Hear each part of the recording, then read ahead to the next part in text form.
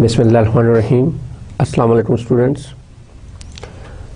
जैसे कि last lecture में आपने देखा था कि हम solution of partial differential equations की तरफ जा रहे हैं कि how to get the solution of a particular partial differential equation. तो उसमें लास्ट लेक्चर में बेसिकली हमने एक टेक्निक सीखने की कोशिश की थी, जो फोरियर सीरीज़, जो जब आप सीरीज़ सॉल्यूशन की तरफ जाते हो तो उसमें फोरियर सीरीज़ एक इम्पॉर्टेंट रोल प्ले करती है। तो आई बिलीव कि मोस्ट ऑफ द स्टूडेंट्स जो हैं वो उनको फोरियर सीरीज़ का इतना आइडिया नहीं होता या इतना वो बैकग्राउंड नहीं होता जो वहाँ से वो बीएससी लेवल के ऊपर, क्योंकि आपकी एमएससी है मुझे बताया गया जैसे, तो बीएससी में शायद फोरियर सीरीज़ पे इतना ज़्यादा फोकस नहीं किया जाता। तो दैट्स वाई आई थॉट कि मैं आपको पहले फोरियर सीरीज़ के बारे में थोड़ा सा बताऊं और देन मैं अपना जो एक्चुअल गोल है मैं उसकी तरफ जाऊंगी। ठीक है, माय एक्चुअल गोल इज़ कि how to get the solution of a particular partial differential equation. जी मेरे पास बहुत सारे सॉल्यूशन मेथोडोलॉजीज़ हैं, जिसमें सेपरेशन ऑफ वेरिएबल है, जिसमें लैप्लास ट्रांसफॉर्म है, फोरियर ट्रांसफॉर्म है, हेंकेल ट्रांसफॉर्म है। और याद रखें Fourier transform is different from Fourier series. Fourier series is something else. तो हम ये सारी चीज़ जो सीख रहे हैं बेसिकली, ये बेसिकली इसका ज़्यादा यूज़ आपको सेपरेशन ऑफ वेरिएबल्स में नज़र आएगा या फोरियर ट्रांसफॉर्म में शायद कैसी हद तक। तो प्लीज़ इसके ऊपर फोकस करें। और ये क्योंकि हम आपके कंटेंट्स में नहीं है फोरियर सीरीज़, ठीक है, लेकिन मैं इसलिए पढ़ा रहा हूँ आपको कि आपका एक आइडिया डेवलप हो जाए कि फोरियर सीरीज होती क्या है। और इसको आपने लास्ट लेक्चर में मैं रिव्यू लेता हूँ, तो ये देखें, लेक्चर 18 है, today is our lecture 18 and in last lecture we basically discuss the general Fourier series and the periodic functions, what are the periodic functions, and then determine Fourier coefficient। जी कि आपने Fourier coefficient को कैसे determine करना है। Fourier coefficient तीन types हैं, A0, AK and BK, और इनकी ये इंटेग्रल्स हैं इन स्पेशल फॉर्म जो आपने लास्ट लेक्चर में देखे थे। मैं आज उसको थोड़ा सा रिपीट करूँगा क्योंकि लास्ट लेक्चर में फिर हमने इसको भी देखना था कि Fourier series of even and odd functions. जी कि बेसिकली लास्ट लेक्चर में हमने इस चीज़ को मिस किया था, और इसमें एक चीज़ मैंने मिस कर दी जो यहाँ पे नहीं मेंशन की, वो थी ऑर्थोनॉर्मलिटी और ऑर्थोनॉर्मलिटी।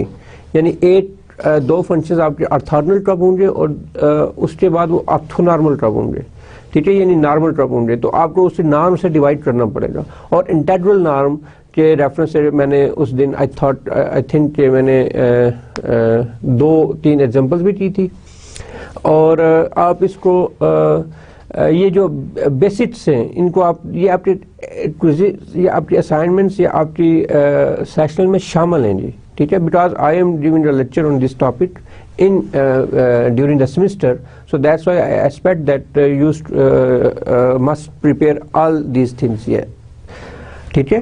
और आज का जो लेक्चर है, हम बेसिकली लास्ट लेक्चर में इसको हमने फुली एड्रेस नहीं कर पाए थे ड्यू टू टाइम कंस्ट्रेंट, और अब हम इसको इवन एंड ऑड फंक्शंस को अलग-अलग हम डिस्कस करेंगे कि अगर आपके पास एक इवन फंक्शन है देन आपका क्या बिहेवियर होता है, और अगर आपके पास एक ऑड फंक्शन है तब आपका सोल्यूशन मेथोडोलॉजी कैसी होगी, तब आप कैसे उसको अप्रॉक्सीमेट करोगे अपने फंक्शन को एक सीरीज़ के साथ। और देन मेरा जो मेन पॉइंट है आज आपका मेन जिस पे मैं फोकस करूँगा आज अपने लेक्चर को, वो है method of separation of variables. जी कि आप अपने जो एक टेक्निक है, इस टेक्निक के थ्रू आप बेसिकली अपनी गिवन जो पार्शियल डिफरेंशियल इक्वेशन है, अगर वो एक सर्टेन क्लास की है, और I will discuss that certain class जो वो लीनियर होनी चाहिए, और उसको आप डीकम्पोज कर लेते हो ऑर्डिनरी डिफरेंशियल इक्वेशंस में। जी ठीक है, and then you are looking for the solution of ordinary differential equation. और ऑर्डिनरी डिफरेंशियल इक्वेशंस को आपने बड़ा वेल स्टडी किया है इससे पहले अपने बीएससी लेवल के ऊपर, ठीक है। So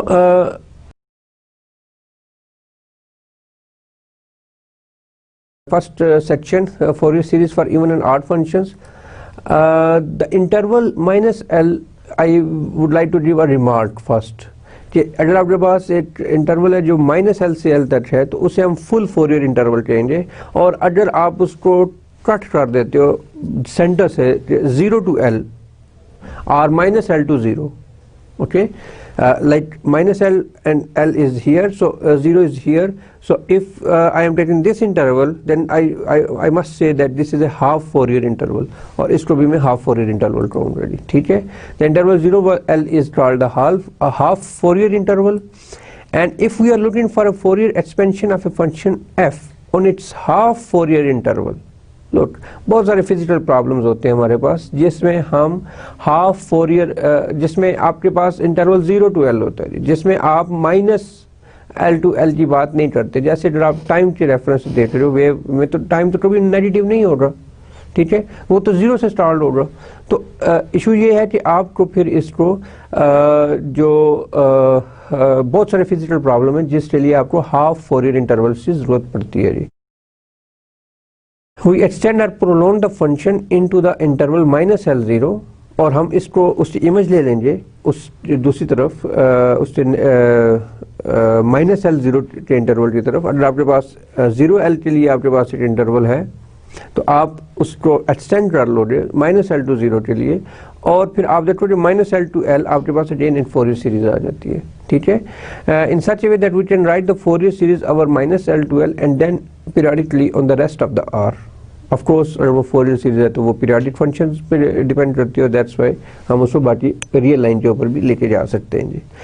if we extend our function f in the interval -l to 0 as an odd function, if I have an odd function, then the series is known as Fourier sine series जी। And if we extend our function f in the interval -l to 0 as an even function, then the series is known as Fourier cosine series जी। यानी अगर आपके पास odd function है तो आप Fourier sine series apply करोगे, अगर आपके पास even function है तो आप Fourier cosine series अप्लाई करोगे जी। अब मैं इनका जो मेन थ्योरम है दोनों, अगर आप दोनों को अप्लाई करते हो तो जो मेन थ्योरम डेवलप किए गए हैं इस फोरियर साइन सीरीज के लिए और फोरियर कोसाइन सीरीज के लिए, उसमें ये है कि let f be a function for Fourier sine series, let f be a function defined on the interval 0l that is extended into the interval -l to 0 as an odd function f naught, this is f odd, fo, it must be fo, it's not f0, fo. If its Fourier series exists, then the series must be of the form f of x is equal to summation n varies from 1 to infinity bn sin n pi h over l जी। यानी आपके पास a n वाली जो term है वो ख़त्म हो जाएगी जी। अगर आपके पास एक ऑड फंक्शन है तो a n का जो कोफिशिएंट है a n वो इक्वल्स टू 0 होगा और a नॉट भी इक्वल्स टू 0 होगा, where bn is equal to 2 over l 0 to l f of x sine n pi h over l dx। आपने देखें इसको bn को, और ये an bn a नॉट इससे पहले हमने लास्ट लेक्चर में हम कर चुके हैं। तो अगर आपको लास्ट लेक्चर नहीं सुना तो फिर आपको जो फर्स्ट पोर्शन है इस लेक्चर का वो समझ नहीं आएगा जी। तो प्लीज़ आई रिक्वेस्ट यू कि आप लास्ट लेक्चर को बड़ी डिटेल के साथ उसको देखें, और उसमें जो मैंने बुक्स आपको बताई हुई हैं उन बुक्स में बेबहा एग्जांपल्स पड़ी हुई हैं, lot of examples are there. आप वहाँ से एग्जांपल्स उठाएं और उसको करें। मैं इंशाल्लाह आपको कुछ इसके ऊपर असाइनमेंट्स वगैरह भी कोर्स में देता हूँ, जैसे आपने पहले भी देखा कि आपको साथ साथ उस टॉपिक के ऊपर काम मिल रहा होता है जी। तो और इसमें a नॉट और a n इक्वल्स टू 0 होंगे अगर आपका ये फोरियर सीरीज एग्जिस्ट करती है। तो for an odd function f of x, और ऑड फंक्शन की डेफिनेशन क्या है और इवन फंक्शन की क्या है ये मैं आपको बता चुका हूँ। आगे जब मैं एग्जांपल्स कराऊंगा तो वहाँ पे एक दफ़ा फिर मैं आपको थोड़ा सा ग्राफिकली भी बता दूंगा। And if my function is an odd function, even function sorry fe, on the same condition that my function fe is defined on the interval 0l and I want to extend that function in 0 to -l to 0 sorry as an even function.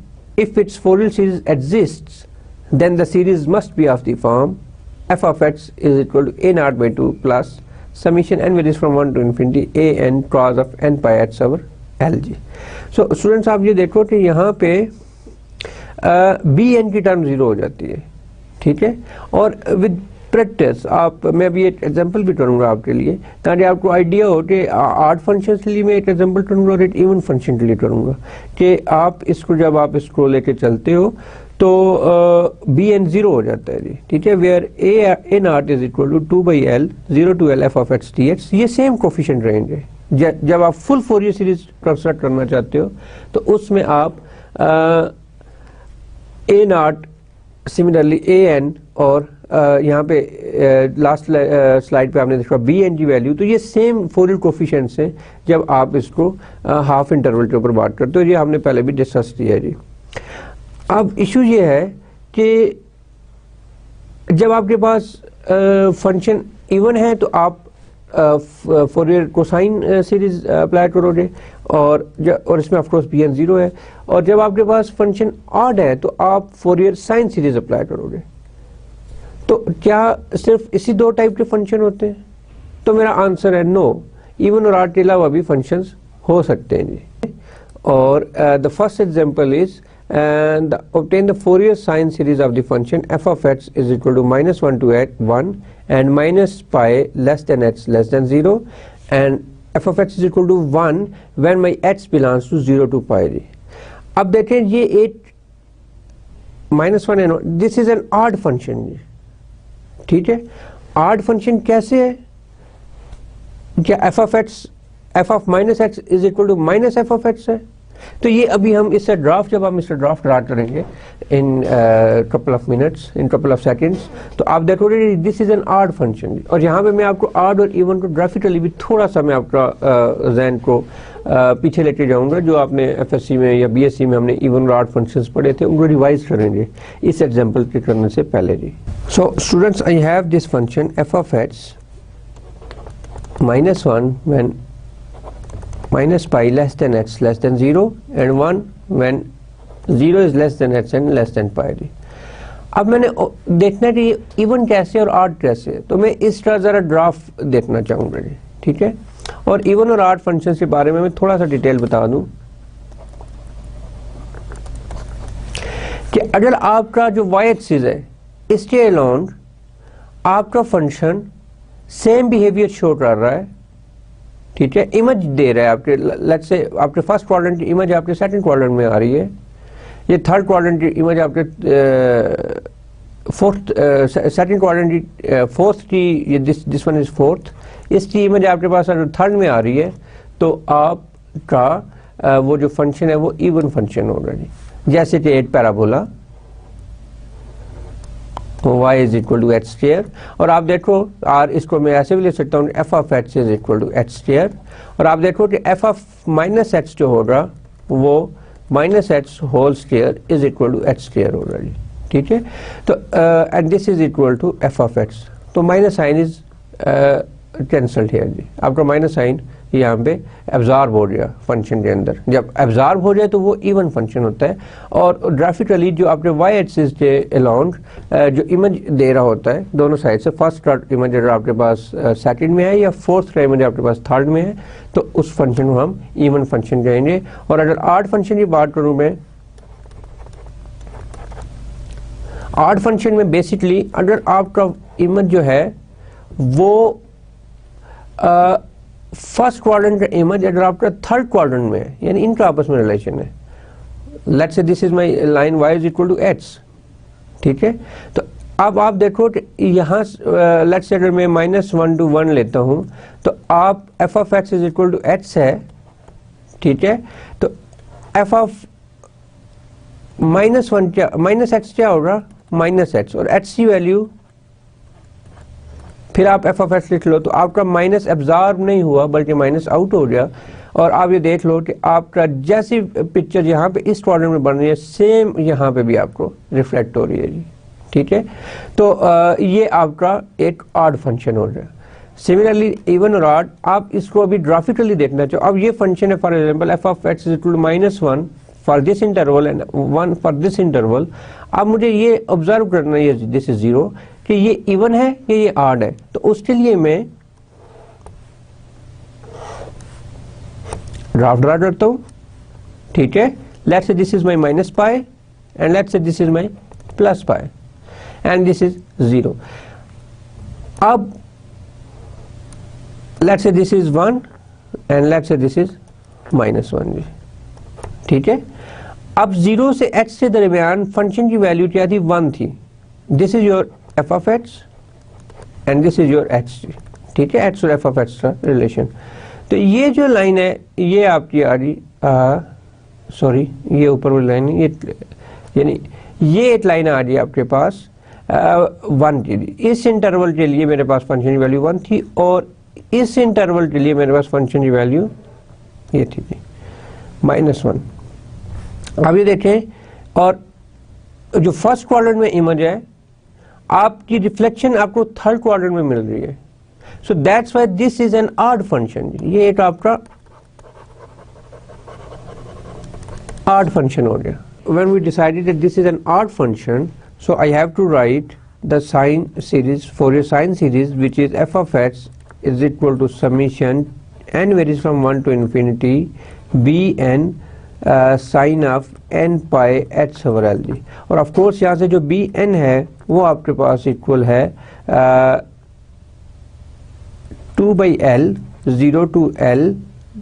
I am little careful now, and this is f of h sine n pi h over l dx. Look at this your interval, this is minus pi to pi, minus pi to pi, interval is this। इसको मैं half interval पे ले जाऊं तो this is 0 to pi, and if इसको अगर मैं यहाँ से इसको कंपेयर करूं अपने थ्योरम के साथ तो भाई l is basically पाई, तो l की वैल्यू मैं यहाँ पे सब्स्टिट्यूट करता हूँ तो this is 2 by pi 0 to pi f of h sin n pi h over pi dx, and this is nothing but ये सिंप्लीफाई होते 2 पाई 0 to पाई, और 0 से पाई के लिए f of h की वैल्यू क्या थी, 0 से पाई के लिए f of h की वैल्यू मेरी 1 है, तो मैं 1 की वैल्यू यहाँ पे सब्स्टिट्यूट करता हूँ और 1 into sin nh dh जी। और जब मैं इसको इंटीग्रेट करता हूँ this is just sin h, तो this is 2 by pi sin nh का इंटीग्रल होगा cos nh divided by n and minus sign of course there, तो 0 to this is minus multiply हो रहा है तो 0 to पाई और 2 by pi into minus cos of n pi plus cos of 0, and this is 2 by pi 1 minus cos of n pi जी। और cos of n pi, और n मेरा कहाँ से कहाँ तक है, n मेरा 1 to infinity है, और आप देख सकते हो कि अगर n जो है वो 1 to infinity है तो n is equal to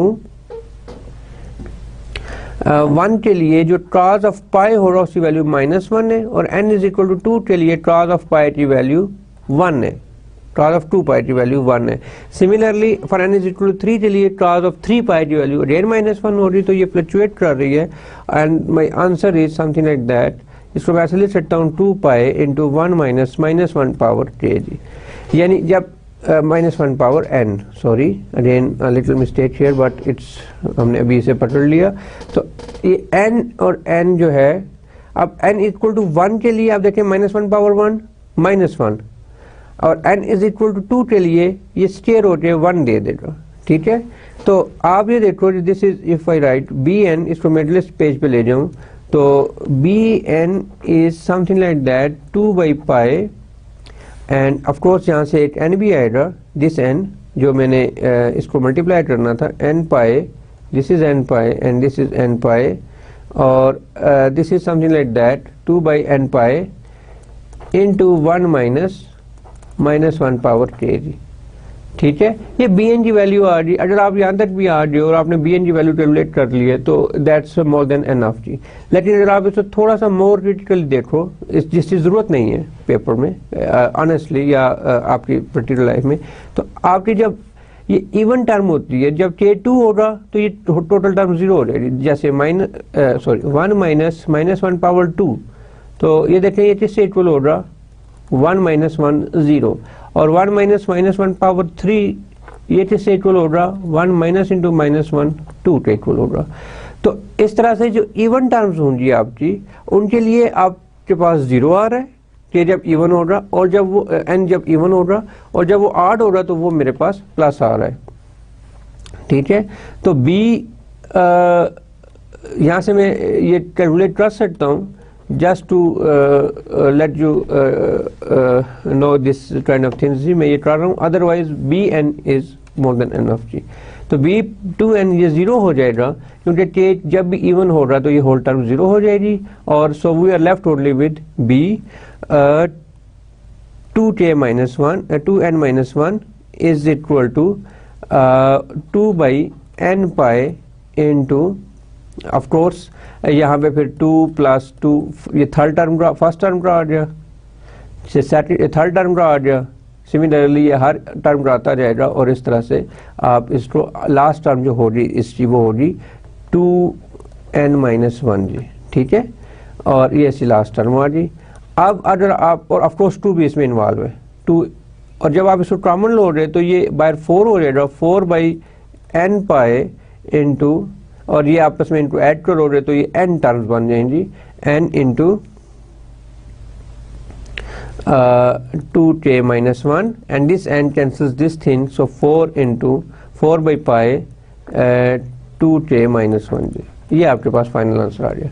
मैं अगेन रिपीट कर रहा हूँ कि this final answer is more than enough जी। ये जो इंटरेस्टेड लोग हैं उनके लिए मैंने थोड़ा सा इसको एक्सप्लेन किया, और ये बेसिक अरिथमेटिक है, आपने एफएससी में ये इसको करके आए हो तो इसको आप देख लेना। ठीक है जी, तो जब मेरे पास बी एन आ गया तो फिर मेरे पास एफ ऑफ एक्स आ गया summation n varies from 1 to infinity 2 by n pi 1 minus minus 1 power k sine, this is not k, this is n, why I am writing again and again k, so this is n sine n pi x over l, that's it जी। तो ये आपके given function की Fourier series आ गई। ठीक है, अब हम इसी तरीके से एक और फंक्शन लेते हैं और ऑब्जर्व करते हैं कि क्या वो फंक्शन जो है वो फर्स्ट ऑफ ऑल तो ऑब्जर्व करेंगे उसके ऊपर कौन सी सीरीज अप्लाई होगी, और उसलिए ज़रूरी है कि आप ये नॉलेज होना चाहिए कि वो सीरीज जो अप्लाई हो रही है वो जो फंक्शन जिसके लिए आप सीरीज अप्लाई कर रहे हो वो फंक्शन इवन है या वो फंक्शन ऑड है।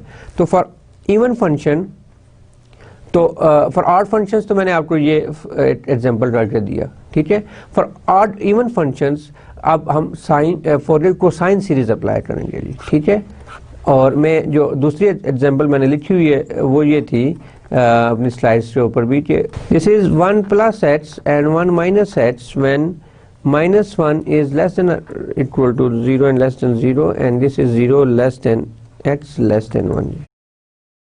तो सबसे पहले तो स्टूडेंट्स मैंने ये देखना है कि ये इवन फंक्शन है या ऑड फंक्शन है।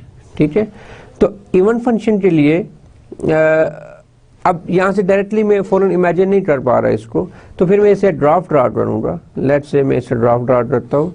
तो 0 से 1 के लिए मेरे पास इक्वेशन थी 1 माइनस एक्स। ठीक है, तो जब y is equal to 1 minus x हो रही, ठीक है, तो जब y 0 था तो x की वैल्यू क्या आ रही 1 आ रही, एंड व्हेन x 0 हो रहा तो y की वैल्यू 1 आ रही। तो let's say this is 1 and this is 1, this is 1 जी माइनस 1। तो फॉर 0 1 के लिए मैंने ये फंक्शन लिया फॉर 0 1 के लिए। ठीक है, इसको मैं यहाँ पे लिख लेता हूँ ताकि ऐसे, तो ये दो पॉइंट्स आपस में टैली हो रहे हैं। ये स्ट्रेट लाइन है because this is a linear function, ये एच सेट आपका लीनियर है तो ये स्ट्रेट लाइन बनाएगा। ठीक है, अगर एच स्क्वायर होता तो फिर हम एक कर्व की शेप में उसको हम आपस में डालते। और सिमिलरली जब आप इस इक्वेशन को ड्रा करोगे तो ये इक्वेशन आपके पास आ जाएगी for -1 to 0 this equation is 1 plus x and this is 1 minus x. और अगर आप थोड़ा सा इमेजिन करो तो ये जैसी रिफ्लेक्शन वाई से सेकंड क्वाड्रेंट में वही चीज़ आपको फर्स्ट क्वाड्रेंट में रिफ्लेक्ट हो रही है, यानी फर्स्ट क्वाड्रेंट की जो ग्राफ है वो आपको रिफ्लेक्शन दे रहा है सेकंड क्वाड्रेंट में जी। तो that's why this is an even function जी। ठीक है।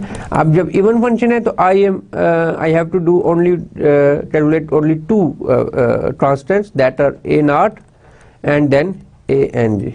ठीक है, मैं ए नॉट कराता हूँ और ए एन भी मैं देखता हूँ टाइम है कि नहीं। ठीक है, तो ए नॉट जो है, अब इसमें देखिए मैं यहाँ पे ड्राफ्ट दोबारा ड्रा कर लेता हूँ। This is -1 and 1 and this is 1, तो कुछ इस तरह ड्राफ्ट था मेरे पास। तो ए एन जो है वो है मेरे पास 2/L 0 to L f of x dx। Students, अब आपका जो f of x है वो डिवाइडेड है, ये पीस वाइज फंक्शन है, 1 प्लस एच है और ये 1 माइनस एच है। -1 less than h less than equal to 0 and 0 less than h is less than equal to 1। तो इस इंटरवल के लिए 0 से 1 के लिए आपके पास ये फंक्शन है और 0 से -1 के लिए ये फंक्शन है। तो आपका टोटल इंटरवल आ गया -1 to 1, और अगर आप इसका हाफ फोरियर इंटरवल लो तो वो 0 1 हो रहा, तो यहाँ से L की वैल्यू आ गई 1। तो L की वैल्यू अगर 1 होगी तो आप बेसिकली इंटरेस्टेड हो 2/1 0 to 1 f of x dx। तो 2/1 ऑफ कोर्स 2 हो जाएगा, मैं इसको 0 to 1, और 0 to 1 के लिए मेरे पास क्या फंक्शन था डिफाइन, 1 माइनस एक्स dx। ठीक है, और अब मैं इसको जस्ट इंटीग्रेट करूंगा, और इंटीग्रेशन जो मेरी आएगी मेरे पास 2 into 1 माइनस एक्स स्क्वायर और -1 dx जी, और 0 to 1 जी। ठीक है, तो -2 into 1 सब्स्टिट्यूट करूंगा तो 0 आ गया, 0 सब्स्टिट्यूट करूंगा तो -1 जी। तो दिस इज 2 जी।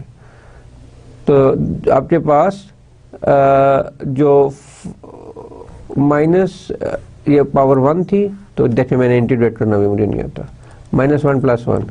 ठीक है, तो यहाँ भी 2 आ गया, and this is again 2, and this gives me minus, ये कैंसिल हो गया, तो माइनस इस माइनस के साथ आके 1 आ गया जी। तो this is your final answer solution.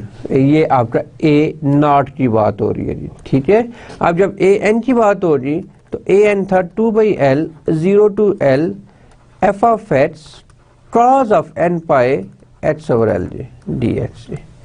ठीक है, ये cos के साथ इसके साथ रिलेटेड हो गया, तो इसका जो आपके पास 2/1 0 to 1 f of x आ गया 1 minus x cos of n pi x over L dx। तो of course L is 1, so it gives me 2/1 is 2, and this is 0 to 1 minus x, so this is cos of n pi x dx। इसको जब मैं by parts apply करना पड़ेगा मुझे, क्योंकि दो function है, मैं इनको बाई पार्ट्स करूंगा, और मैं ऑफ कोर्स इसको इंटीग्रेट करना पसंद करूंगा रादर देन इस चेरी, क्योंकि इसको डिफरेंशिएट करके ये पॉलिनोमियल मेरा खत्म हो जाएगा, और डिटरमिनेंट फंक्शन को मैं जब इंटीग्रेट करूंगा तो मेरे पास ऑफ कोर्स इंटीग्रेशन होगी, लेकिन साथ मेरा जो पॉलिनोमियल है वो खत्म हो जाएगा। तो मैं इसको इंटीग्रेट करूंगा in the sense 2 into cross integral होता है जी sine 1 minus h as it is sine n pi h over n pi, ठीक है, and limit from 0 to 1 minus 0 to 1 sin n pi h over n pi, और इसका जो derivative हो रहा है वो -1 हो जाएगी dh जी। ठीक है, और अगर मैं इसको 1 सब्स्टिट्यूट करता हूँ, देखें यहाँ पे बड़ा इंपॉर्टेंट स्टेप है, 1 सब्स्टिट्यूट करता हूँ तो 1 माइनस 1 0 हो गया, और 0 सब्स्टिट्यूट करता हूँ तो ये टर्म 0 हो गई, तो ये होल टर्म 0 आ जाएगी। ये minus sine plus 1/n pi, and this sine n 0 to 1 sine n pi h dh,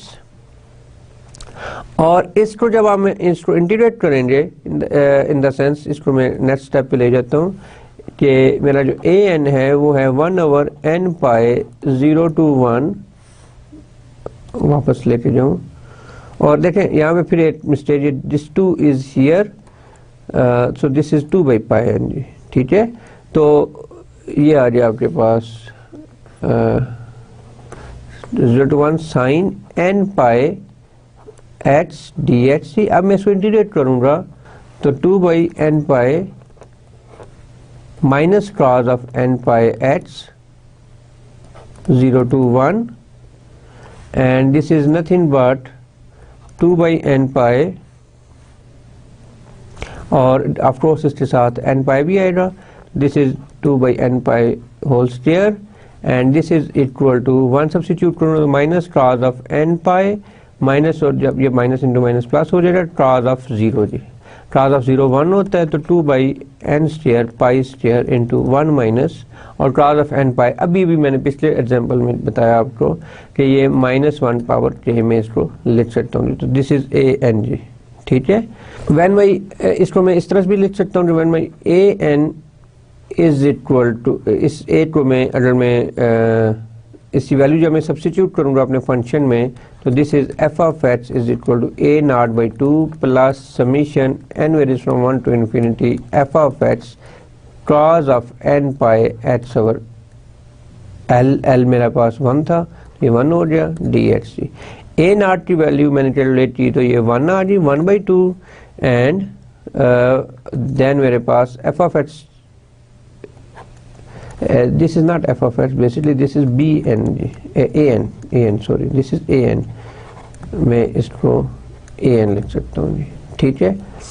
so an की वैल्यू ये आ रही मेरे पास, तो मैं इसको यहाँ पे सब्स्टिट्यूट करूँगा, n is equal to 1 to infinity 2/n square pi square 1 minus -1 power k cos of n pi h over 1 d, not dh, no there is no dh, I don't know why आज इसको बहुत ज़्यादा हो रहा है mistakes, लेकिन there is no dh because I am not going to integrate anything, therefore writing dh is just a immaturity। So इसको मैं अगर लिख लूँ कि इवन और ऑड फंक्शन के लिए अलग-अलग, तो something like that 1 plus 2 n varies from 1 to infinity and let's say 2/n square pi square and let's say इसका नाम है लेमडा ऑफ लेमडा रख लेता हूँ cos ऑफ, क्योंकि ये कांस्टेंट है h, तो लेमडा की वैल्यू जो हो रही वो 0 हो रही when n is even and इसकी वैल्यू 2 हो रही व्हेन n इज ऑड जी, ठीक है। तो आपका फाइनल सोल्यूशन ये भी आ गया, आप इसको इस तरह से भी लिख सकते हो, this is fine, this is fine, और आप किसी भी अंदाज से आप इसको या इसको 2 को मल्टीप्लाई करके n की वैल्यूज ऑड फंक्शंस के लिए आप वेरी कर दो। तो ये it's up to you how to write your, ये आपकी चॉइस पे है कि आप इसको कैसा लिखना पसंद करते हो, ठीक है। तो मेरे लिए सारे इक्वल है, आप कोई भी सॉल्व करोगे तो इंशाल्लाह वो उसको उसी तरह से एड्रेस किया जाएगा। अब स्टूडेंट्स आज ये थोड़ी सी इसमें आप देखो कि ये मिस्टेक्स हुई हैं an bn, तो आपने इसको किया, लेकिन it's not a big deal जी। तो अब मैं जो अपना जो मेन फोकल पॉइंट है आज के लेक्चर का, मैं उसी तरफ जाता हूँ। सो स्टूडेंट्स आपने देखा कि हमने इस फंक्शन की भी फोरियर सीरीज निकाली और इस फंक्शन की भी फोरियर सीरीज निकाली, और हमने कैसे इसको इम्पोर्टेंट स्टेप, सबसे इम्पोर्टेंट स्टेप इंटीग्रेशन करना कोई इतना बड़ा इशू नहीं है आपके लिए, क्योंकि आप पार्शियल डिफरेंशियल क्वेश्चंस कर रहे हो, जिस मीन्स आपकी इंटीग्रेशन और आपकी जो डिफरेंशिएशन है वो बड़ी स्ट्रॉन्ग है, ठीक है। तो बेसिकली मेरा जो फोकस पॉइंट रहा है इन दोनों एग्जांपल्स के ऊपर, कि आपको ये बताऊं कि आप जज कैसे करोगे कोई फंक्शन इवन कैसे है और कोई फंक्शन ऑड कैसे है जी, ठीक है। और वो इसलिए मैंने दोनों के ड्राफ्ट आपको बना के बताए, और इस तरह से अगर आपके पास कोई भी फंक्शन आ जाए तो आप उसका ड्राफ्ट ड्रा कर लो, सबसे बेस्ट है, ठीक है। जैसे x प्लस एच स्क्वायर एक फंक्शन है आपके पास, अब ये कौन सा फंक्शन है, इवन है या ऑड है, इट्स योर असाइनमेंट, ठीक है। और x स्क्वायर कौन सा फंक्शन है, ये it's up to you. x cube कौन सा फंक्शन है, ये आपने मुझे बताना है, ठीक है। और मैं ये भी बता दूं कि कोई फंक्शन ऐसे होते हैं जो इवन होते हैं, कुछ होते हैं जो ऑड होते हैं, और कुछ होते हैं जो ऑड और इवन दोनों में से नहीं होते, ठीक है। तो उसके लिए फिर हम उसी फोरियर सीरीज कैसे निकालेंगे, तो उसके लिए फिर हम जनरल फोरियर सीरीज अप्लाई करेंगे, जिसमें ए नॉट भी हमें फाइंड आउट करना है, बी ए एन भी फाइंड आउट करना है, और बी एन भी फाइंड आउट करना है। ये तो हमें थोड़ा शॉर्टकट्स हो रहे हैं ना उन थ्योरम्स की वजह से, जो बुक ड्राइज ने थ्योरम डेवलप की अच्छे लोगों ने, तो उन थ्योरम की वजह से हमें थोड़ी सी आसानी ये हो रही कि हम अब सारे कोफिशिएंट्स को नहीं जाते इवन और ऑड फंक्शंस के लिए, बल्कि सम पर्टिकुलर कोफिशिएंट्स को हम एड्रेस कर रहे होते हैं, ठीक है। तो मेन जो थीम है अभी तक जो हमने इसको फोरियर सीरीज का पढ़ा है, वो ये है कि how to get the coefficients of your Fourier series जी, ठीक है, और आपने उनको कैसे इवेलुएट करना है जी। और ऑफ कोर्स इसमें इंटीग्रेशन आती है, ठीक है, इसमें ऑर्थोगोनैलिटी आती है कि आप कब आपको फ़ौरन आइडिया होना चाहिए कि कौन से दो फंक्शंस ऑर्थोगोनल हैं और कौन से नहीं हैं। और इसलिए मैंने आपको थ्योरम पढ़ाया था लास्ट वीकेंड में, लास्ट लेक्चर पे जी, ठीक है। तो आपको ये सारी चीज़ें जो है ना ये असबर होनी चाहिए, इन द सेंस कि रट्टा नहीं, लेकिन आप फ़ौरन उसको देखते ही आपको आइडिया हो जाए कि यार ये फंक्शन इवन है, ये फंक्शन ऑड है। अगर नहीं आइडिया हो रहा तो with in few minutes, even 1 और 2 मिनट्स आप उसे ड्राफ्ट करो, आपको फ़ौरन आइडिया हो जाएगा कि क्या वो वाई एक्सिस के अलोन वो सेम बिहेवियर शो कर रहा है, उससे इमेज रिफ्लेक्शन शो कर रहा है, वाई एक्सिस को वो मिरर मान रहा है, या वो ओरिजिन को मिरर मान रहा है, यानी फर्स्ट क्वाड्रेंट को थर्ड क्वाड्रेंट में शो कर रहा है या थर्ड को फर्स्ट में शो कर रहा है, ठीक है। तो ये आपका फंक्शन जो है इसको इस तरह से हम डिस्क्राइब इसको क्लासीफाइड करते हैं एंड देन उसकी हम फोरियर सीरीज हम इस तरह से फाइंड आउट करते हैं। तो अब जो मेन टॉपिक है आपके लेक्चर्स का, टुडेज लेक्चर, वो है method of separation of variables. ये फर्स्ट टॉपिक है जो हम पढ़ने जा रहे हैं कि to get the solution of a second order partial differential equation, to get a solution of a second order partial differential equation, ठीक है। मैं फिर रिपीट करता हूँ, इससे पहले हमने सेकंड ऑर्डर पीडीईज के सोल्यूशन की तरफ नहीं गए थे जी, ठीक है। और इसमें मैं फोकस करूँगा अपने आप को, method of separation of variables तो मैं अभी बताता हूँ। मैं थोड़ा सा आपको बता दूँ कि मेरा जो फोकस होगा वो हीट इक्वेशन होगी, लेप्लास इक्वेशन होगी और वेव इक्वेशन होगी। मैं इन तीनों को ऊपर ही मैं ज़्यादातर डिस्कस करूँगा और इन्हीं को ही लेके चलूँगा अपने अपने जो पूरी रेस्ट ऑफ द सेमेस्टर है। इसके बाद मेथड ऑफ सेपरेशन वेरिएबल से बाद of course I have some other techniques, let's say Laplace transform, let's say Fourier transform, Hankel transform and like this. तो ये सारी मुझे करनी है अगले जो भी लेक्चर्स मेरे पास रहते हैं, 10-12 लेक्चर या जितने भी हैं। तो ये टेक्निक इटसेल्फ को इतनी मुश्किल नहीं है। अगर आपको याद हो, अगर आपने जब ऑर्डिनरी डिफरेंशियल इक्वेशंस पढ़े थे तो उन ऑर्डिनरी डिफरेंशियल इक्वेशंस में आपने method of separation of variables पढ़ा था जी, ठीक है, कि आप अपने दो वेरिएबल्स को कैसे सेपरेट करते हो, इंडिपेंडेंट और डिपेंडेंट वेरिएबल, और देन आप उनको इंटीग्रेट करते हो और देन आप उसका सोल्यूशन लेते हो जी, ठीक है। तो उसी थीम को, उसी आइडिया को लेते हुए हम आगे चलते हैं कि ये जो सेपरेशन ऑफ वेरिएबल है ये पीडीईज के लिए भी एप्लीकेबल है, पार्शियल डिफरेंशियल इक्वेशंस के लिए भी ये एप्लीकेबल है, ठीक है।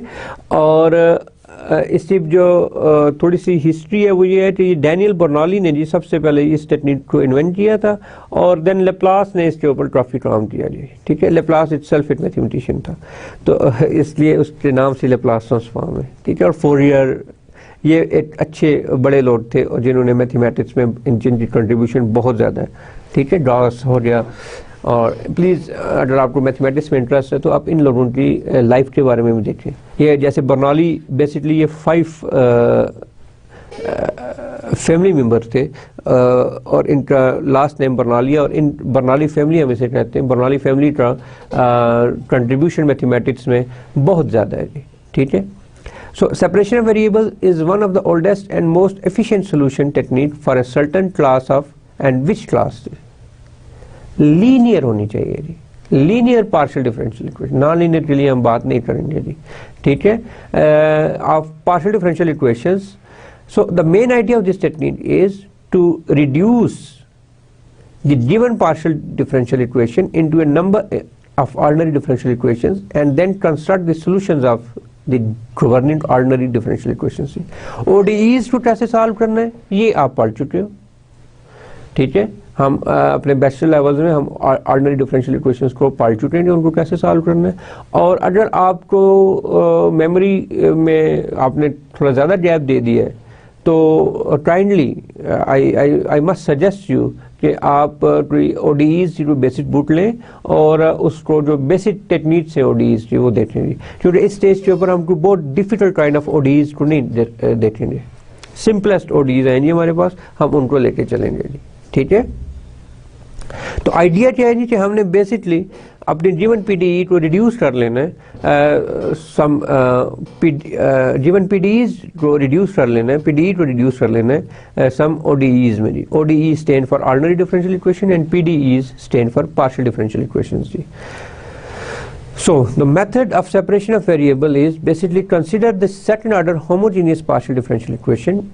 I must write this equation in xi and eta notation, and where a star, b star and c star are functions of xi and eta, and with the following transformation x is equal to x of xi eta and y is equal to y of xi eta, I can reduce in some canonical form जी, ठीक है. ये मैं पढ़ चुका हूँ, ये मैंने 5-6 lecture इसके ऊपर लगाए हैं और ये मैं काम कर चुका हूँ कि मैं इनको कैसे रिड्यूस करूँगा जी, ठीक है. x is equal to x of xi eta and y is equal to y of xi eta जी, such that my Jacobian must not be equal to 0. मेरा जैकोबियन को 0 नहीं होना चाहिए, मेरा जैकोबियन हमेशा पॉजिटिव होना चाहिए, नॉन जीरो होना चाहिए जी, ठीक है.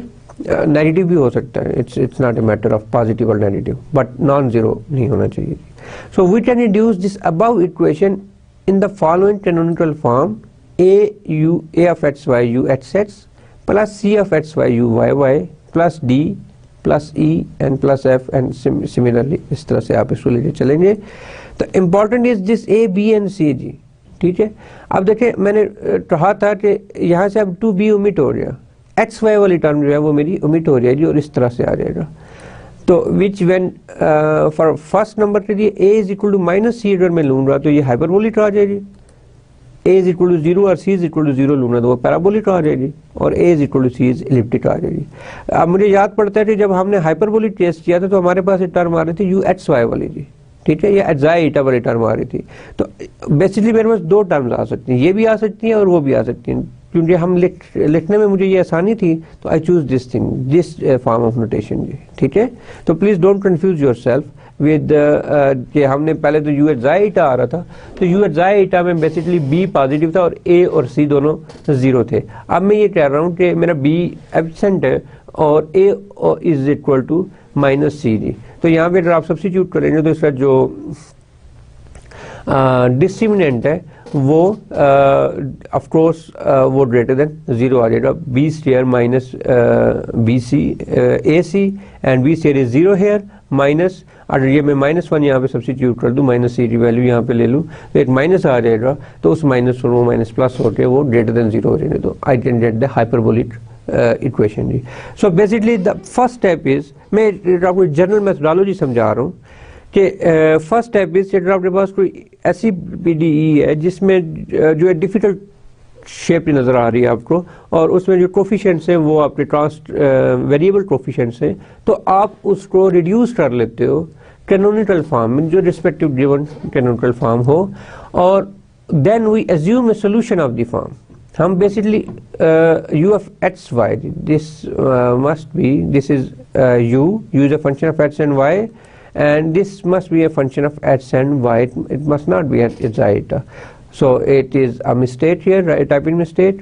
So we assume a solution of the form u of xy which is equal to x of x and y of y. हम दो फंक्शन में उसको डिवाइड कर लेते हैं, x of x और y of y में जी, और हम ये मानते हैं कि वो इज नॉट इक्वल टू 0, वो इक्वल टू 0 नहीं होना चाहिए, क्योंकि अगर वो इक्वल टू 0 हो गया तो देन मेरे पास एक ट्रिवियल सोल्यूशन आ जाएगा, ठीक है, और विच इज़ नॉट एक्सेप्टेबल. वो तो ट्रिवियल सोल्यूशन तो हमेशा ही हर बंदे के पास होता है, ठीक है. So where x and y are respectively functions of x and y alone and are twice continuously differentiable, substituting equations of the substituting equation the value of u of xy into the equation. This equation is again typing mistake. So substituting the value of u of xy into equation, I have this kind of, in this equation then u h sets means h double bar and y as it is, and then u y is h same and y double bar, where prime differentiation, prime denotes the differentiation with the respective variables. So u h आपके पास आ जाए h dash y and u y आ जाए h y dash, and similarly u the value of h y लिख लो जी. In the very next step basically हम जो आपके coefficient है a c d e f, अगर वो इस टाइप के आते हैं आपके पास कि आप उनको सेपरेट कर सको, ठीक है, और उसके लिए फिर मैं एक मेरे पास एक फंक्शन में लेता हूँ, let's say phi of x Y. मैं आगे एग्जांपल करूँगा तो आपको मैं उसमें बताऊँगा कि let's say we assume that a function phi of x y such that if we divide above equation by phi of XY, we obtain this converts into only a function of x, and y double bar, the coefficient of y double bar is only a function of y, and here it's only a function of x, and here it's only a function of y. Where my derivative involved, the my corresponding coefficient depends on the variable which is involved in the derivative जी, ठीक है. तो ये y चूंकि से derivative involve है तो ये मेरे पास बीटा 2 आ जाएगा. और अगर आप इस तरह का फंक्शन फाइंड आउट नहीं कर सकते, if you don't have any such kind of a function, then this method is not applicable. Okay, ये एक इम्पॉर्टेंट बात मैंने आपको बतानी थी कि इस तरह का फंक्शन हो रहा है आपके पास, जब आप इसको डिवाइड करो तो y वाली टर्म यहाँ पे खत्म हो जाएगी, x वाली टर्म यहाँ पे खत्म हो जाएगी, देन y की टर्म यहाँ पे खत्म हो रही है, x की टर्म यहाँ पे खत्म हो रही है, और देन यहाँ पे आपके पास अलग-अलग आप इसको f of x y basically बन जाएगा alpha 3 of x plus beta 3 of y.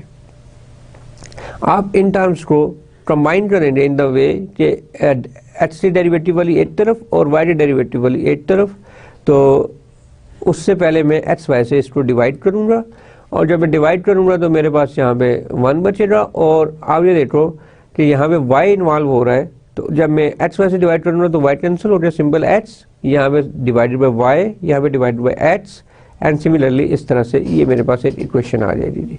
ठीक है, मैं जनरल क्राइटेरिया बता रहा हूँ.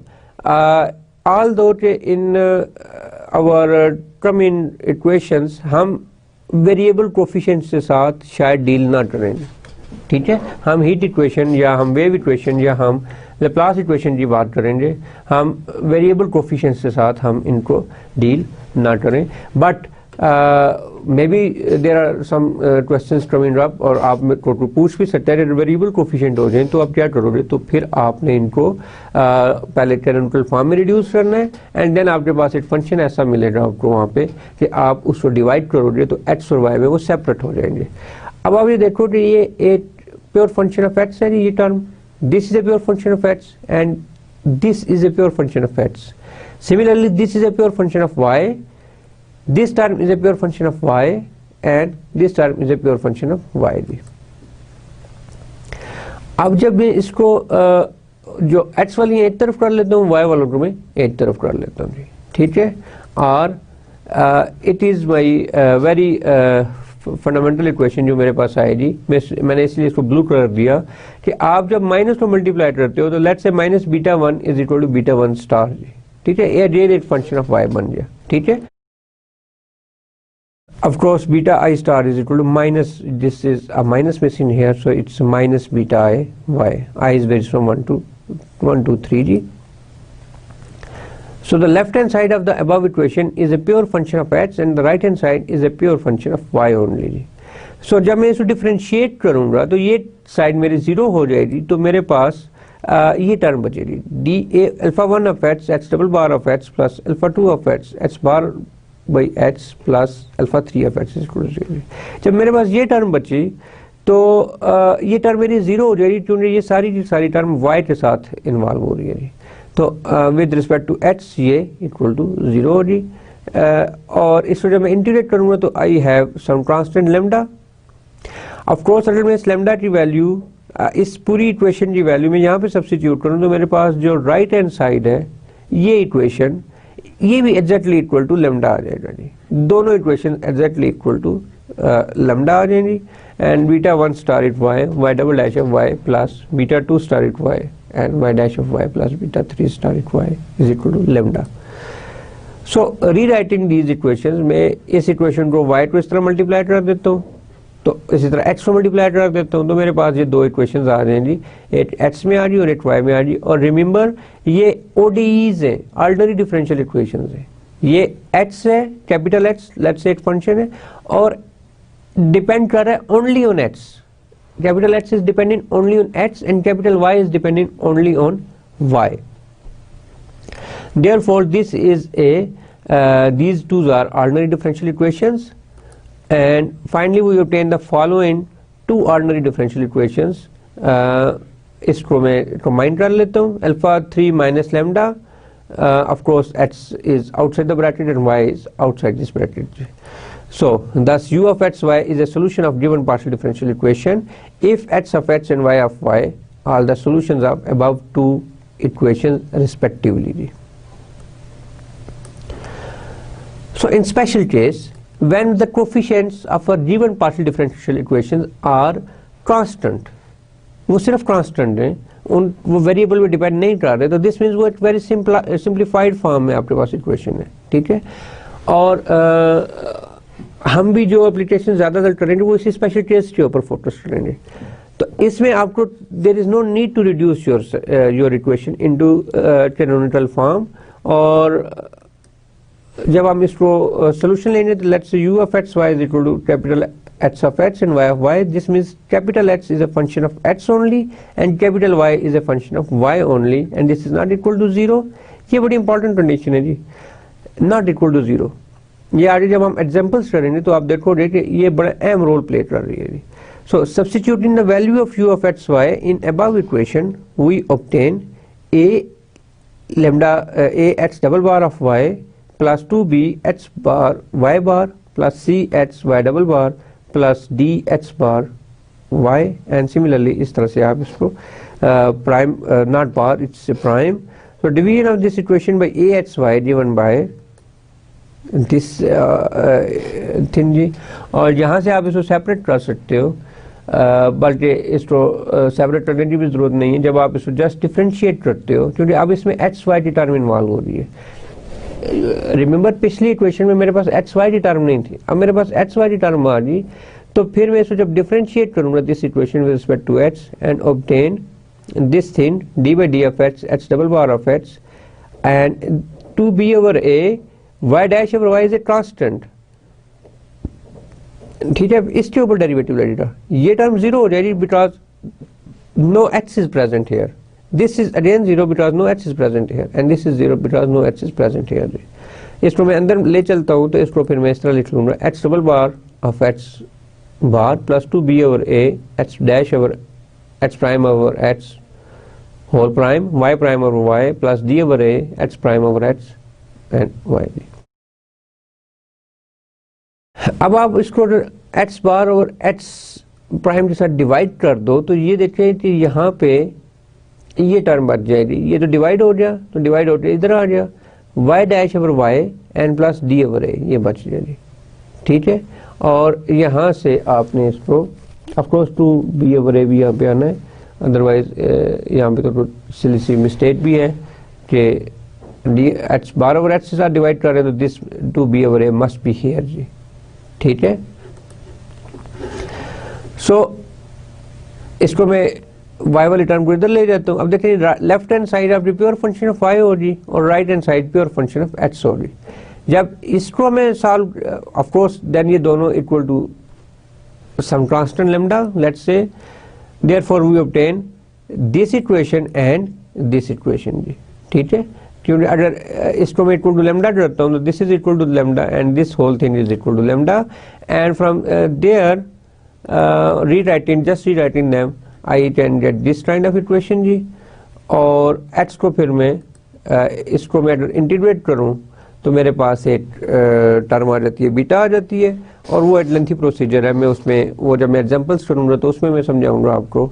जस्ट आप ये देखेंगे ये एक ऑर्डिनरी डिफरेंशियल इक्वेशन है एंड ये एक ऑर्डिनरी डिफरेंशियल इक्वेशन है। आपने इन दोनों को सॉल्व करना है और कैपिटल h की वैल्यू और कैपिटल y की वैल्यू इवेलुएट करनी है, and once you have a value of capital H and capital Y, then you have the solution of your given partial differential equation।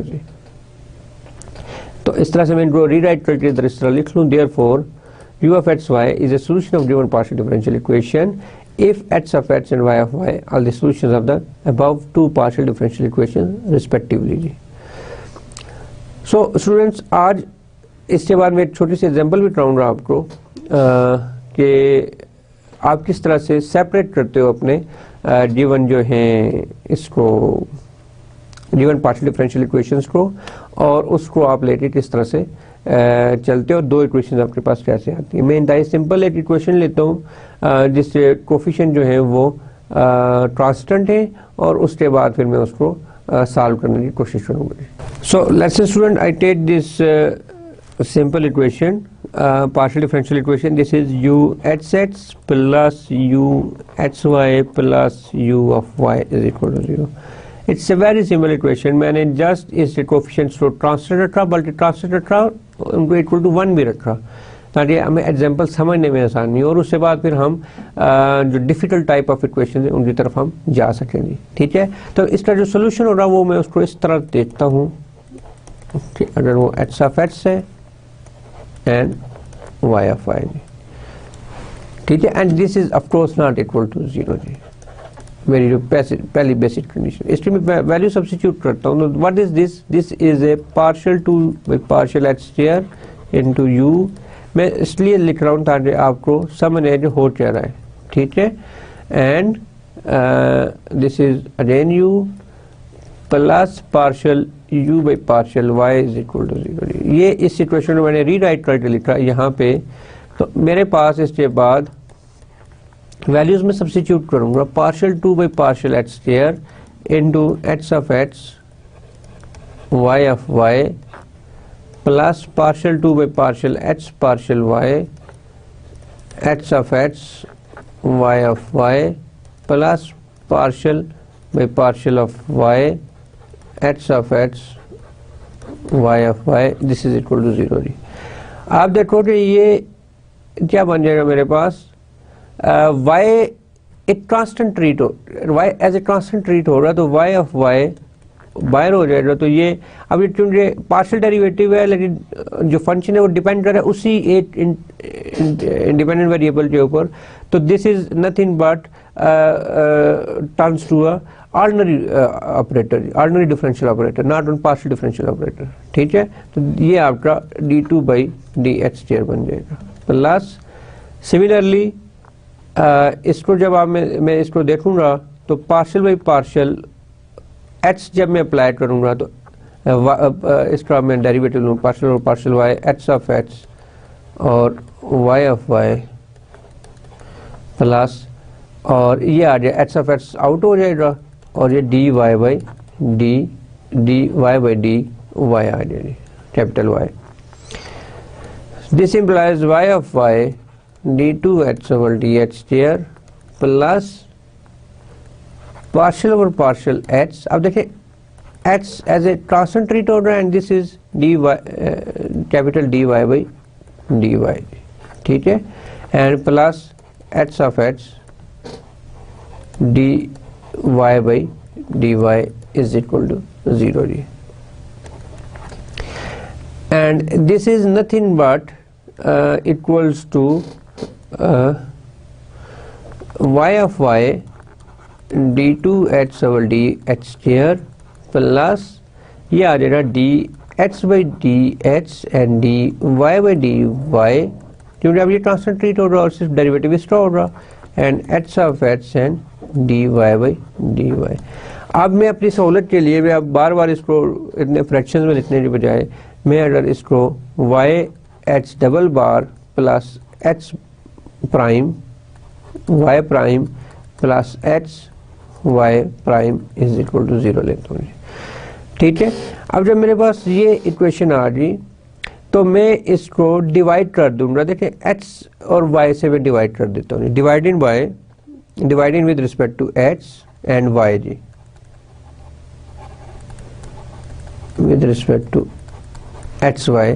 तो यहाँ से ये y कैंसिल हो जाएगा, यहाँ से ये h कैंसिल हो जाएगा, तो ये आ जाएगा y h prime over h y plus h prime y prime over h y plus h y prime over h is equal to 0 ji.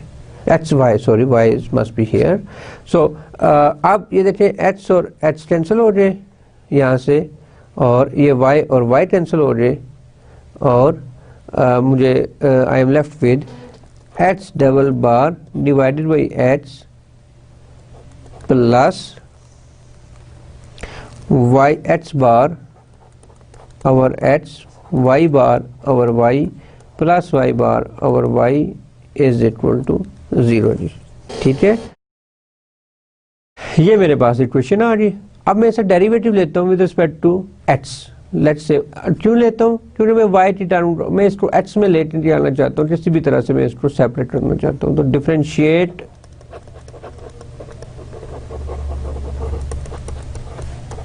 with respect to h, I am left with d by d of h double bar of h double prime of h plus y prime over y as it is, and d over d of h prime over h plus this whole term is 0 because there is no h present here. So इसको में अगर आप मुझे allow करें तो मैं इसको ऐसे लिख सकता हूँ prime plus h bar over 0, ठीक है। और अगर मैं h प्राइम ओवर h को डिवाइड कर दूं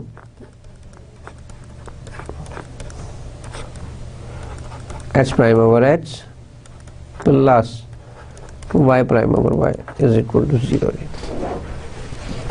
और इसको मैं अगर साइड पे डाल लूँ तो ये मेरे पास h double prime over h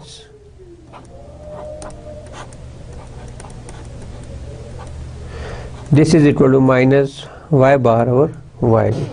So my left hand side is a pure function of x only and the right hand side is a pure function of y only, ठीक है। तो इसको जब मैं इसको then I can say that these are equal to a same constant lambda, ठीक है। और माइनस लैम्डा और लैम्डा समटाइम्स मैं अपने इक्वेशन के हिसाब से देखूंगा कि मैं माइनस लैम्डा लूँ या प्लस लैम्डा लूँ, मुझे फिर वो उसको सॉल्व करने में आसानी होगी, ठीक है। तो एक कांस्टेंट होना चाहिए, चाहे वो पॉजिटिव लैम्डा हो चाहे वो नेगेटिव। तो lambda is an arbitrary, so it can be anything. So from here I can get the two equations. मैं इसको आगे लिखता हूँ। तो H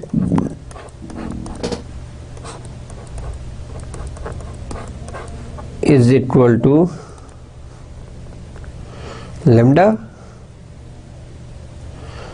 into h prime over h, और दूसरी इक्वेशन थी मेरे पास, मैंने यहाँ से देख लेता हूँ lambda y जी, यस। और इसको मैं ऐसे लिख लूँ तो अगले स्टेप पे मैं आपको कर दूंगा this is equal to lambda जी। इसलिए मैं कर रहा हूँ 8th स्टेप ताकि जब आप बाद में नोट्स देखें तो आप एकदम और ये कैसे आ गया, ठीक है। तो मैं 8th स्टेप इसलिए इतने डिटेल से करता हूँ कि आपको हर बात थॉरोली समझ आएगी। सो जब ये आ गया and of course this is equal to lambda, तो ये टर्म भी नहीं होगी क्योंकि अब ये टर्म मैंने डिवाइड की हुई है, तो नेक्स्ट स्टेप पे ऊपर ये टर्म आएगी, ठीक है। सो नोट्सों में सिर्फ देखना कभी कभी सही नहीं होता। तो lambda into h bar over h and this is minus y bar is equal to y lambda of y, ठीक है। तो इसको मैं लिख सकता हूँ y bar plus lambda y is equal to 0। एक ये इक्वेशन आ गई मेरे पास, और यहाँ से इसको अगर मैं ऑफ कोर्स अगर आप यहाँ पे देखो आई हैव मिस समथिंग, जब मैंने इसको डिफरेंशिएट किया था d by d f h, तो यहाँ पे प्राइम मैंने मिस कर दिया था। So this is a prime here, this is a prime here, सो a prime here as well, and so one prime is here. So when on integration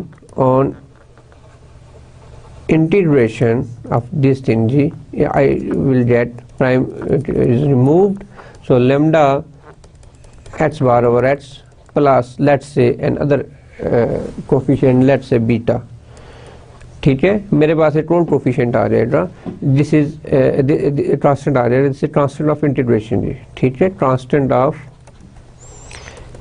integration जी।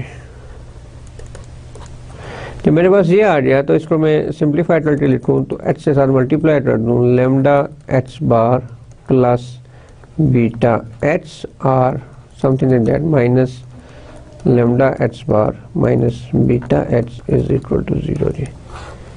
अब ये देखें ये बीटा आ गया और यहाँ से मुझे लैम्डा की वैल्यू मिल रही है, तो y डैश और y माइनस वाई डैश और y is equal to lambda. So if I put this value in this equation, यहाँ पे सब्स्टिट्यूट करूँ, कहाँ पे, यहाँ पे सब्स्टिट्यूट करूँ, y डैश और y की वैल्यू मेरे पास लैम्डा है, माइनस लैम्डा है, तो मेरे पास ये इक्वेशन बनेगी।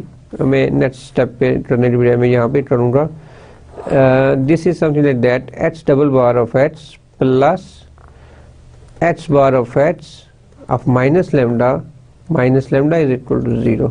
So h double bar, this is h of h plus not plus minus lambda, h bar of h minus lambda is equal to 0. So h double bar of h से मैं multiply कर देता हूँ तो minus lambda h bar minus lambda h is equal to 0 जी। तो 8 मेरे पास ये इक्वेशन आ रही है, ठीक है। और 8 मेरे पास, ओह मैं बहुत पीछे चला गया, सॉरी। और 8 मेरे पास ये इक्वेशन आ रही, और 8 इक्वेशन आ रही h double bar minus lambda h bar minus lambda h is equal to 0। ये अभी मैंने कैसे कैलकुलेट की, इस इक्वेशन को मैंने जो अपनी इंतहाई बेसिक इक्वेशन थी जिससे मैं डिवाइड हो रहा था, जो मेन इक्वेशन थी, वहाँ पे मैंने इसी वैल्यू सब्स्टिट्यूट की, तो मेरे पास ये इक्वेशन आ रही और ये इक्वेशन आ रही। इसको कंपेयर करूँगा तो बीटा की वैल्यू एग्जैक्टली लैम्डा है, देखिए ना, बीटा की value exactly equal to lambda आ गया। So I have only two equations now with one constant lambda h bar minus lambda h is equal to 0 and y bar plus lambda y is equal to 0। अब ये दो ordinary differential equations हैं और मैंने इनको solve करना है जी, ठीक है। और इनको सॉल्व कैसे करना है ये डिपेंड करता है आपके स्किल्स के ऊपर, आप कैसे कितनी जल्दी उसको पिक करते हो। लेकिन जैसे कि मैंने पहले कहा कि हम कोई बहुत डिफिकल्ट टाइप ऑफ इक्वेशन की तरफ नहीं जाएंगे, हम रहेंगे हीट इक्वेशन के ऊपर, वेव इक्वेशन के ऊपर और लैप्लास इक्वेशन के ऊपर जी, ठीक है। ये इक्वेशन क्योंकि इनकी एप्लीकेशन बहुत ज़्यादा है जी, आगे प्रैक्टिकल लाइफ में आपको आगे इसके ऊपर बहुत ज़्यादा काम भी करना पड़ेगा अगर आप हायर स्टडीज़ में जाते हो, तो हम बेसिकली इनके ऊपर अप्लाई करेंगे। इस एग्जाम्पल लिखवाने का बुनियादी मकसद ये था, the main purpose to do this example is that you learn how to separate your variables जी, ठीक है। आपने सोल्यूशन कैसे लेना है, उसको कैसे सब्स्टिट्यूट करना है और उसको कैसे लेके चलना है, ठीक है। मैं आपको कुछ ऐसे एक्सरसाइजेज भी दूंगा इंशाल्लाह कि जिसमें आप सोल्यूशन को अपनी इक्वेशन है पीडीईज को आप कोरस्पॉन्डिंग ओडीईज में कन्वर्ट करना सीखेंगे। तो दैट्स इट। इससे आगे में इसका सोल्यूशन कैसे निकालना है और वो हम फिर जो पर्टिकुलर प्रॉब्लम्स है हीट इक्वेशन के या वेव इक्वेशन के वो उठाएंगे और उनको हम एड्रेस करेंगे। हमने बेसिकली फोकस किया अपने आप को, अपना जो अटेंशन दी, अपनी कंसंट्रेशन जो डेवलप की वो थी Fourier series for even and odd function. और देन हमने एक method of separation of variables पढ़ा। अभी तक मैंने मेथड की थ्योरी बताई है आपको, अभी उस मेथड की एप्लीकेशन मैंने नहीं बताई फॉर सर्टन प्रॉब्लम्स, अप्लाई कैसे करना है उसको। और अभी हमने उसको डिस्कस नहीं किया जो बाउंड्री कंडीशंस के ऊपर भी आपने इसी तरह से वेरिएबल्स को सेपरेट करना है और इनिशियल कंडीशंस के ऊपर भी इसी तरह से करना है, ठीक है। तो नेक्स्ट लेक्चर में बेसिकली मैं इंशाअल्लाह अज़ीज़ एक हीट इक्वेशन का प्रॉब्लम लूँगा और उसको हम एड्रेस करेंगे, और very simple problem of heat equation जी, ठीक है। और फिर हम देखेंगे कि हम उसको कैसे सॉल्व कर सकते हैं जी, ठीक है। So now for until the next lecture आप प्लीज़ इसकी थ्योरी को समझें। डेबनाथ ने बड़े अच्छे अंदाज से इसको लिखा हुआ है, और basically I follow Debnath in this today's lecture जी, कि how he develop the partial differential equation, how he develop the ordinary differential equations from a partial differential equations जी, ठीक है।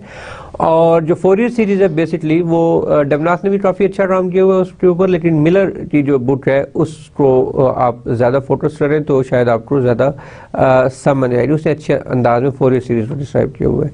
तो आप इस लेवल के ऊपर आके ना, मैं डिफरेंट बुक्स आपको इसलिए बताइए, मैं हर बुक को कंसल्ट कर रहा हूँ, जहाँ से मुझे अच्छी चीज़ मिल रही है मैं उसको लेके आपके सामने प्रेजेंट कर रहा हूँ, रादर देन कि मैं एक ही बुक को फॉलो करूँ और आपको बताऊँगी। और ये आपके लिए भी मैसेज है कि अब जब आप इस लेवल पर आ चुके हो एमएससी लेवल के ऊपर और पीएचडी इसके बाद इंशाल्लाह, तो आप बुक्स रीडिंग की आदत डालो। आप कैसे बुक को पढ़ते हो, ठीक है। एक नावल पढ़ना तो बड़ा आसान है, जो उसमें आपके पास आपकी इंटरटेनमेंट है या आपका, लेकिन एक मैथमेटिक्स की बुक को पढ़ना जो है वो इटसेल्फ एक पेशेंस है। आपको उस शुरू में ये आदत हो रही और आपको बुरा फील हो रहा है, यार मैं क्या पढ़ रहा हूँ, मुझे तो नींद आ रही है, तो ऐसा नहीं होना चाहिए। ठीक है, अपनी हैबिट डेवलप करें कि how to read the book, how to read the book and how to understand the book. ठीक है, और जब आपके पास ये इस लेवल पे आपने ये हैबिट डेवलप कर ली तो आई कैन एश्योर यू कि आगे इन फ्यूचर में आपके लिए कभी भी मैथमेटिक्स मसला नहीं होगा जी। तो इतनी सारी एडवाइसेस के साथ मैं आपसे इजाज़त चाहूँगा। कल इंशाल्लाह हम एग्जांपल्स लेंगे हीट कंडक्शन प्रॉब्लम की, और उसमें हम सेपरेशन ऑफ वेरिएबल्स को अप्लाई करेंगे और देखेंगे कि हमारा ये मेथड कितना सूटेबल है हमारे लिए। ठीक है, तो उस वक्त तक के लिए खुदा हाफिज़। अस्सलाम वालेकुम स्टूडेंट्स।